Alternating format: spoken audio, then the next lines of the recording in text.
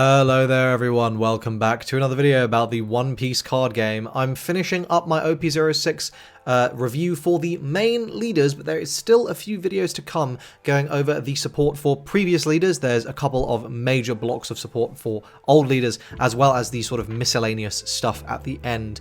It's very interesting because I think they've done a good job supporting lots and lots and lots of different older archetypes, as well as newer ones in this set. So let's go ahead and get started, but first, it's Moria time. This is, I think, what many people are most excited for in terms of power level of new leaders out of this set. Moria is absolutely a top-tier meta contender. The deck is extremely powerful, so let's go ahead and take a look at what this guy does. And he's really, really good. So it's a black leader with a effect Don 1. When attacking, pay 2, discard a card from your hand, mill 2, and play a Thriller Bark Pirates character with a cost of 4 or less from the trash. So this is extremely strong. Being able to recur literally anything you want from the trash, as long as it's obviously a 4 cost or lower Thriller Barks Pirate, is much better than the other versions of this effect we've seen. We've seen this with Doffy, where it goes from the top of the deck. The benefit is you don't have to discard, but the downside is you're sort of, you've got to set it up and you've got to do a lot of like heavy lifting to just make sure the effect lands. And then you've got the Arlong version of this deck where you are able to play things out a bit more efficiently, but they have to come from your hand. So you have like a sort of wider choice in what you can play, but it comes from the hand, so you are losing advantage in that sense. And here you get the widest choice possible, but the disadvantage is you are losing a card from your hand as well. So and it's not a 7k swing, it's a 6k swing. So, definitely much more, definitely well balanced in that sense, and I think this is an extremely powerful effect. So let's look through some of the things you can revive. First, we got Absom. This is a 4/5 1k counter. On play, pop a 2. And this is obviously going to be much, much better in combination with cards like Ice Age and such, where you are able to discard, where you're able to just like remove 7s, remove 9s, whatever, with great eruption, with pretty great ease. So that's absolutely one of the things to bear in mind. Yeah, this card's very, very good. Next, we've got Inupe. This is a 2/3 1k counter. On play and on KO, if your leader has the Thriller Bark Pirates type, draw 2 and then discard 2 cards from your hand. So this is one of those ones where it is going to let you filter. It's going to let you just really dig through your deck, fill your trash as well, which is quite nice. I'm not a massive fan of this card, but I think it's fine. It's fine. Next we got Oars. I think this card's pretty terrible. This is a 4/7. It cannot attack and then activate main, KO one of your Thriller Bark Pirates types, and is loses its ability, so it can attack. I think this is a bait card. Like, obviously a 4/7 is extremely strong, and I guess if you build around it, there's a possibility that it's going to be a bit better. But yeah, I don't know. I just don't think it's worth the effort to build around, especially with how easily it can just get removed. Being a cheap cost is actively a detriment in a black dominated format. Next we got Gecko of the Wind. This is a 2/3 on KO. Give up to one of your leaders or characters 1k power for the turn. So I really like this card. It doesn't see play in Japan for some reason, but I think it's extremely good. Why is it extremely good? Because you combo it with your ways of reviving 2 costs and the event that gives your leader power, and suddenly you can just be like a 9k leader every single turn for basically nothing, which I think is pretty good. But yeah, definitely a card to be aware of. Next, we've got Kumasi. This is a 2/3.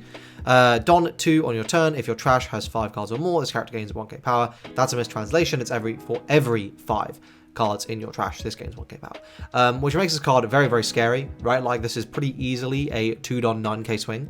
The problem is that it's a 2-drop, and it's extremely easy to remove. And the odds of it actually being able to attack are quite low. Okay, this is the best card in the game. Let's move on. There's no point, right? Like, we all know. Okay. Next, we've got a 2/2 here, blocker Cerberus. This is Thriller Bark Pirates Traded. This is just a blocker that you want to be having. Next, we've got Tararan. This is a 2/3 on play and on KO. Trash top 3 cards of your deck. I don't really think you want to ever be playing this card. It seems pretty mid. Next, we got Hogback. This is another one of your broken 4-drops, which just lets you add back any Thriller Box card, including 8-drop Moria, as well as events, like everything. This card is very, very, very good. Next, we've got Sindri. This is a 2k counter that mills 5, so this is another staple 4 of in the deck. Okay, then we've got Brook. This is an interesting card. It's not strictly Thriller Bark Pirates, but I wanted to bring it up. So it's a 6/6. On play, either put one of your opponent's characters with the cost of 4 or less into their trash, or your opponent returns 3 cards from the trash to the bottom of the deck. So that second effect, very, very, very rarely will it come up. Maybe against Sakazuki if you want to starve them of the ability to like lucha you, for example.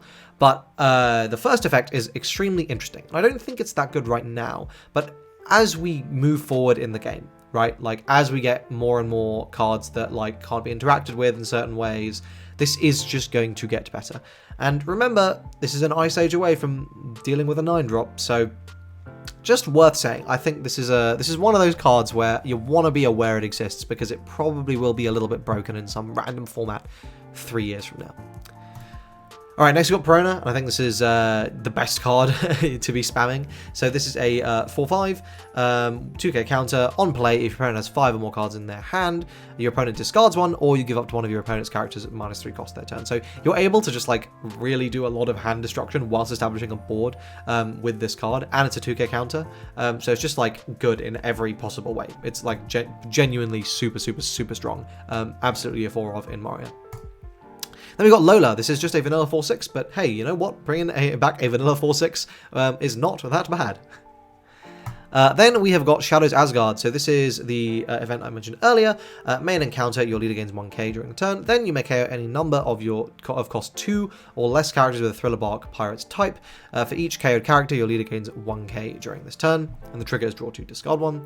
And then finally, then we got Negative Hollow, which trashes one from the opponent's hand. I think I said my piece a bit on this in the Perona video, but basically I think this card is being a little bit slept on. I think, you know, this can just enable lethals or like make sure you do the right play in a lethal situation.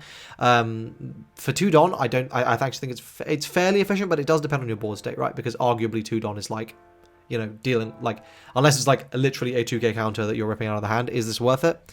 So, I don't know, it depends. It discards at any level, though, and if you get your opponent down to 0 in hand, suddenly your maths just becomes like way easier, or you could be dealing with an event that's like significantly greater counter power. So, I don't know, I think this card has some potential. And sorry, the final card I wanted to talk about before we discuss the deck is Thriller Bark. So this is a 1-cost stage, activate main, pay 1, rest the stage. If your leader has the Thriller Bark Pirates type, you may play up to 1, cost 2 or lower Thriller Bark Pirates type character card rested. So I don't think Japanese lists have been doing this, but the combo is essentially you use Thriller Bark stage, you pay 1, you revive Jiguru in rest, and then you use your leader effect to revive Hogback and add back the event. So now you have, with the event, you pay your 2 Don, you KO the Jigoro, and your leader is going to be 8k. So you're just like, you're, you know, 9-bearded Whitebeard. For, you know, and you can just do that every single turn. This is an infinitely repeatable combo, as long as you have Hogbacks in drop, right? Like, that's literally the only thing stopping you, having enough Hogbacks. And, you know, this combo is a grand total of, what, like 3, 4, 6 Don? So you always have 4 Don left, so you can always play out something else. I don't know. I think it's pretty good. But maybe it isn't that good in practice. I need to investigate that build more. But let's go ahead and talk about Moria. So this deck is obviously extremely powerful. And honestly, if you look at the cards it's got right now, like there's a huge amount, like there's a way this deck could go, right? Like it's not as if this deck is like, you know, stagnant or anything, like, or like this is the ceiling. Like there's a huge amount of growth for this deck to go. And I think long term it's got huge amounts of potential. It's just super powerful, right? Like, fundamentally, being able to revive stuff from drop is just crazy good. And this is one of those, like, really powerful decks that I think is probably going to be good for a very long time. It's absolutely top tier. I think it's, like, the best deck after Sakazuki in the game. If you're interested in seeing deck lists and, like, learning more about that, you should check out my in-depth guide on Patreon. It is alive as you are seeing this, so please do check that out. I'd really appreciate the support. But, yeah, I think this deck is insane. I think there's some really, really good stuff in here. In terms of old stuff you need to pick up, though, it is a bit annoying. You are going to have to pick up some of those ST06 black starter decks. The great eruptions are a little bit essential to play this deck. You know, the Hinas as well for the Hina Beccalucci combo. Ice Age, you know, all of these are extremely important cards that you want to be using. So yeah, all those old cards you should be picking up. I believe you need the Admirals for the deck. So there's like a whole host of stuff you want to be picking up. And black is just a really expensive color to get into, so that is sort of the downside by it being so meta dominant and like so many popular characters. It's just pretty expensive, but if you do want to play it, I would highly recommend it. That is it for this video. I hope you guys found it useful. If you did, please do like, subscribe to the channel for more One Piece card game content, and I hope to see you guys in the next one. Cheers.